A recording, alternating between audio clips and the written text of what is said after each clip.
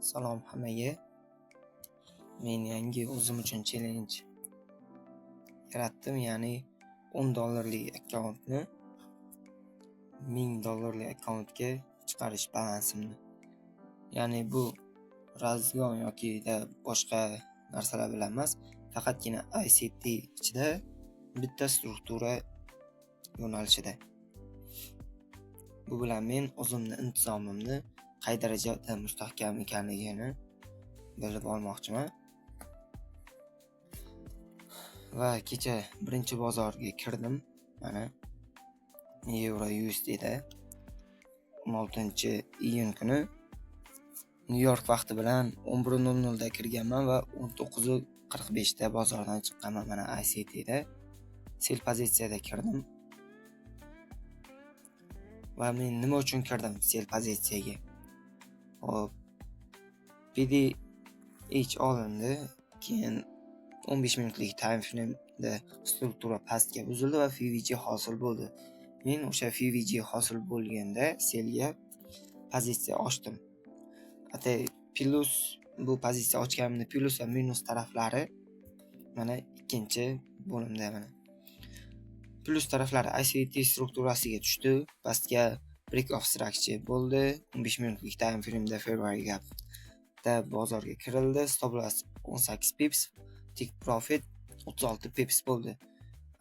RR 1:2 nisbat tashladi.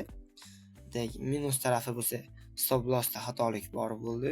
PDH ustida emas, pastida bo'ldi. Ya'ni shoshilib kirdim, o'shaning uchun xato qildim. Lot hajmi 0.11 bo'ldi. Apinel, ya'ni foiz 2% zararda kirdim. 2% da yutdim va 2% yutganligim 1:2 nisbat tashlaganligim uchun 40 sent bo'lib chiqdi. Bozorni ko'ramiz. Mana kun boshlangan. London sessiyasida va o'zimman New York sessiyasida ham bozor balandga liquidity-ni PDH-ni olishga harakat qildi va mana shu yerda PDH-ni oldi. Keyin men FVG qolgandan so'ng bozorga kirdim 1:2 nisbatda va bozordan chiqdim. Shunaqa bozordan chiqqanman. Va birinchi kun foydali bo'ldi. Bu video olinishi men sirli bo'lamanmi yoki foydaga erishamanmi bilmayman. Shunchaki o'zimni intizomimni tekshirish orqali jurnalimni yuritmoqchiman va o'sha jurnalimni onlayn tarmoqqa qo'yib bormoqchiman.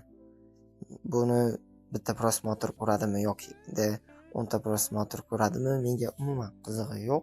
Shunchaki o'zimni tekshirib, intizomimni tekshirib bormoqchiman. E'tiboringlar uchun rahmat hammaga.